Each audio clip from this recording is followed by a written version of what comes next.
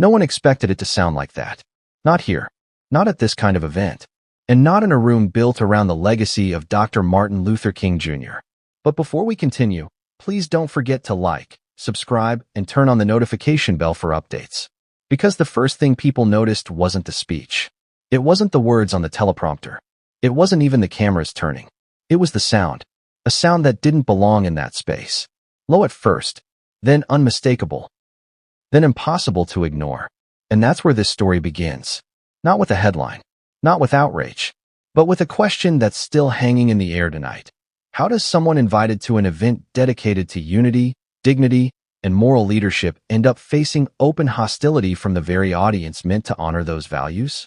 I want you to sit with that for a second. Because if the early accounts are accurate, and that's an important if, what happened at the 2026 MLK Jr. Beloved Community Awards wasn't just uncomfortable. It was symbolic. And symbols matter, especially in rooms like this. The reports coming out of the event describe a moment that no one involved seemed prepared for.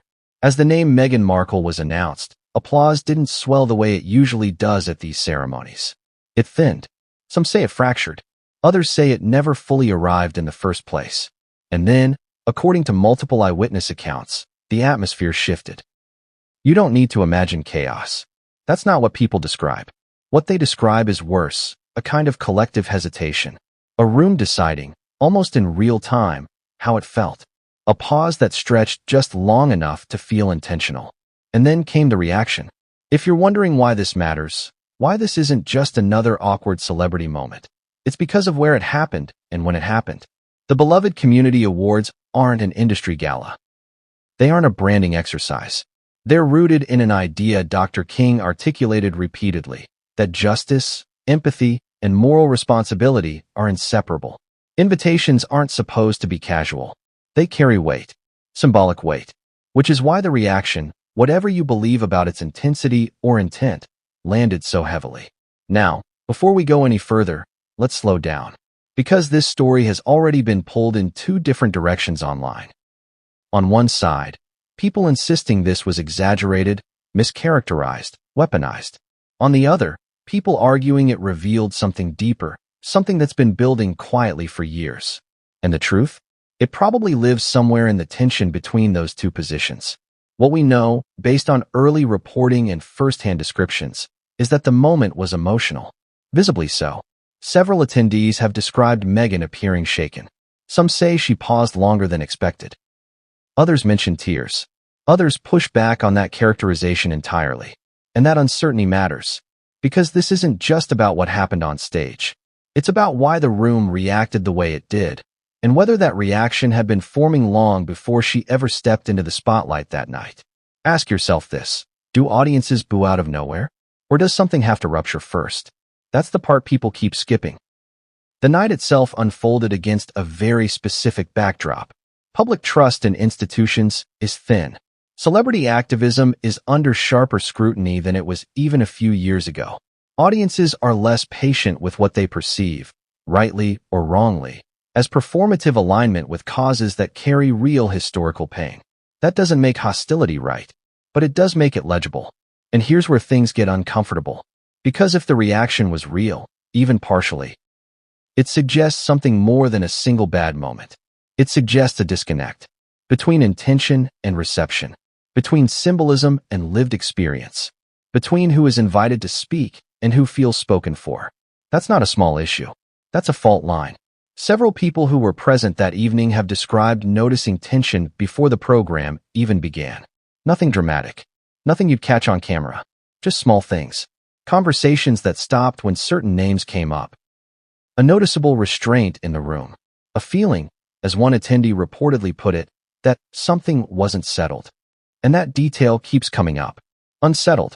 Which raises another question, one no official statement has answered yet. Was this moment spontaneous, or was it the release of pressure that had been building quietly behind the scenes? Because events like this don't happen in a vacuum. Invitations are debated. Guest lists are scrutinized. Optics are weighed. Especially at an institution tied so closely to Dr. King's legacy. If there were concerns, and again, we're dealing with reported impressions, not confirmed minutes from a board meeting. They didn't disappear, just because the night arrived. They sat in the room, and when the spotlight hit the stage, they surfaced. That's the part that makes this story difficult to dismiss as a simple misunderstanding or media distortion. Too many people describe the same feeling from different angles. Not outrage, not chaos, but discomfort, resistance, a kind of collective withholding. And that brings us to the emotional core of this moment. Because tears, if they happened, aren't the story. Tears are a reaction. The story is what caused them. The collision between expectation and reality. Between being welcomed and realizing, suddenly, that you aren't. I keep coming back to the same thought. No one walks onto a stage like that expecting rejection. Not at an event framed around moral affirmation. Not with that kind of symbolic backing. Which makes the moment, again, if reported accurately, deeply destabilizing. And destabilization is what lingers. Since the ceremony, responses have been carefully worded. No explosive statements. No dramatic walkbacks. Just silence in some places, cautious clarification in others. The kind of response pattern you see when people aren't sure yet what this moment will mean. Because moments like this don't end when the lights go down. They echo. They reshape narratives. They alter future invitations. They change how institutions think about risk and how audiences think about authenticity. So before anyone rushes to defend or condemn, it's worth asking the harder question. What does it say about the cultural moment we're in when an event built around unity becomes a site of visible fracture? And maybe even more unsettling, was this moment always coming? Because according to several people close to the event, the reaction didn't begin when the boos, or whatever you want to call them, were heard. It began earlier. Earlier in the evening. Earlier in the planning. Earlier than anyone wants to admit. And what reportedly happened before Meghan Markle ever approached the microphone may explain far more than what happened once she did. But that part of the story hasn't been fully told yet. Not publicly, not clearly, and not without consequence. Because if the room had already decided something before she spoke, then the moment on stage was never the beginning. It was the result. Something was off long before anyone reached the microphone. That's what keeps coming up when you talk to people who were actually in the room. Not outrage, not chaos, just a feeling, subtle, creeping, unmistakable once you notice it. The kind of feeling that doesn't announce itself, but lingers at the edges of conversation. One attendee described it to me like this. It felt like the air had shifted, but no one wanted to be the first to say it out loud. That matters, because ceremonies like the beloved Community Awards are usually predictable in their rhythm. There's a practiced warmth, a cadence of applause, a shared understanding of why everyone is there. Even disagreement, when it exists, tends to stay polite, contained. That wasn't the case here. As guests took their seats, the room was full. Civil rights advocates, donors, longtime supporters of the King Center's mission, invited dignitaries. On paper, it looked like any other year. But several people recall that conversations kept circling the same topic, quietly. Not speeches, not logistics. The guest list. More specifically, one name on it. You wouldn't have noticed it on camera. No raised voices. No walkouts. Just pauses. Side glances. People lowering their voices when staff passed by. The kind of restraint that signals disagreement without confrontation. And here's where the story becomes uncomfortable. Because this wasn't about ignorance. Everyone there knew what the awards represented. They knew the history. They knew the scrutiny that comes with invoking Dr. King's legacy. Which is exactly why, according to multiple accounts, some guests were already uneasy about how the night had been framed. Not hostile. Uneasy. There's a difference. One person close to the event planning described a moment during pre-ceremony mingling when applause broke out for an earlier honoree. Genuine, sustained, warm. But when conversation turned back to the later segment of the program, that energy didn't carry over. It dissipated. Ask yourself why that happens. Is it personal? Is it political? Or is it something more abstract? A question of alignment? What's striking is that no one seems to agree on a single reason. Some cite fatigue with celebrity activism. Others point to unresolved public controversies. A few say the issue wasn't her presence, but the symbolism of it. Who gets elevated and why? And notice how vague that sounds. That vagueness is telling. Because when people can't articulate a single objection, it often means the objection isn't about one thing. It's about accumulation. about years of impressions layering on top of each other until they become a feeling rather than an argument. As the program drew closer to her segment, several attendees noticed security becoming more attentive. Nothing dramatic. No visible threat. Just a tightening of posture. A few more eyes scanning the room. A quiet alertness that hadn't been there earlier in the evening. That detail keeps surfacing in different retellings. Alertness, which raises a difficult question. Did organizers anticipate a reaction? No one has confirmed that. No official statement suggests concern beforehand. But reactions don't come from nowhere, and institutions as careful as this one don't ignore warning signs. By the time her name was about to be announced, the room had gone strangely quiet. Not the anticipatory quiet of excitement. A different kind. One that feels held. One attendee told me. It felt like people were deciding how they were going to respond before anything even happened. That's a heavy thing to say, because if that's true, then the moment that followed wasn't about a speech. It wasn't about words. It was about a decision made collectively, silently, in advance. And that reframes everything. Think about it. When applause doesn't arrive organically, something else fills the space. Sometimes it's silence. Sometimes it's tension. And sometimes, if the restraint breaks, it becomes audible. What's important here is not exaggerating what happened next. We'll get to that, but understanding that the ground was already unstable. The room wasn't neutral. It wasn't waiting to be persuaded. It had already absorbed too much context to be blank. Which means when she finally stood up, the moment didn't begin there. It crossed a threshold. And once that threshold was crossed, there was no resetting the tone. Because whatever people brought into that room with them, doubt, skepticism, frustration, fatigue, it was about to collide with expectation, with symbolism, with a stage that doesn't forgive misalignment easily. And when sound finally broke the silence, it didn't feel spontaneous to everyone who heard it. To some, it felt inevitable.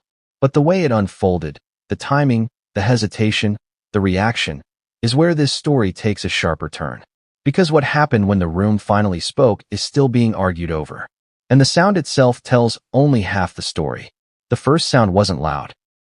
That's the detail people keep stressing, almost defensively, as if they're trying to be precise rather than dramatic. It wasn't a roar. It wasn't chaos. It was something thinner than that. Sharper. A sound that didn't belong, and everyone in the room seemed to recognize that immediately. Because for a split second, no one reacted at all. As her name was announced, there was that familiar pause you expect before applause swells. The half-breath, the collective intake. Except this time, the swell never came. Instead, a few claps landed unevenly, scattered, uncertain. And then the other sound surfaced. Some describe it as booing. Others insist that word oversimplifies it.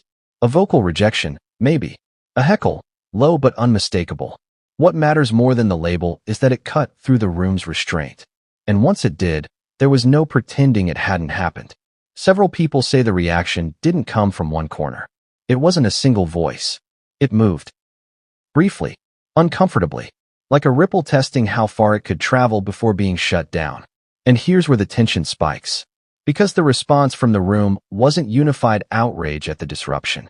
It wasn't immediate condemnation of whoever made the sound. Instead, what followed was hesitation. People looking around. People gauging each other's reactions. Some freezing. Some clapping harder, almost reflexively, as if trying to drown it out. That tells you something. If the room had been fully aligned, the sound would have been crushed instantly. Overpowered by applause. Corrected by collective will. That didn't happen. At least not right away. And that delay, that brief, awkward vacuum, is where the moment became irreversible. On stage, she paused. Not dramatically. Not theatrically. Just long enough to register that something had gone wrong. Witnesses describe a visible shift. Her posture tightening. Her expression changing in a way cameras can't always capture, but humans can. This is where accounts start to diverge. Some say she tried to continue as if nothing had happened. Others say she hesitated, searching the room. A few mention tears forming quickly. Others say that's an exaggeration, that what people saw was shock rather than crying. What's consistent is this. The moment broke her rhythm. And once rhythm is gone, control slips. Think about standing on a stage like that. Expecting affirmation, suddenly facing resistance. and realizing in real time that the room is no longer with you, that the energy you planned for doesn't exist, that something else has taken its place. That realization alone is destabilizing. The irony is impossible to ignore. An event branded around moral courage and dignity suddenly confronting a breakdown in decorum. Not because someone shouted slogans, not because security intervened, but because the audience itself didn't respond the way the script assumed it would. That's the uncomfortable truth underneath all of this. Moments like these expose how fragile public consensus really is, how quickly a room can pivot from polite affirmation to visible fracture, and how much power silence, or delayed applause, actually holds. Ask yourself this: was this protest, or was it refusal? Those are not the same thing. Protest is intentional, organized, directed outward. Refusal is quieter, more personal. It's the decision not to participate in a narrative you no longer accept. If what happened was refusal, then the sound wasn't the headline. The absence of applause was, and that absence lingered. People who were seated close to the stage describe a strange, emotional whiplash, wanting to be respectful, wanting the moment to pass, wanting, at the same time, not to betray what they were feeling. That internal conflict is what made the room feel unstable. Eventually, applause did come. Louder, more sustained. But by then, something had already shifted. You can't rewind that first reaction. You can only cover it. And coverage isn't the same as correction. What happened on that stage wasn't explosive. It was worse than that. It was awkward, exposed, human. The kind of moment institutions dread because it can't be spun easily.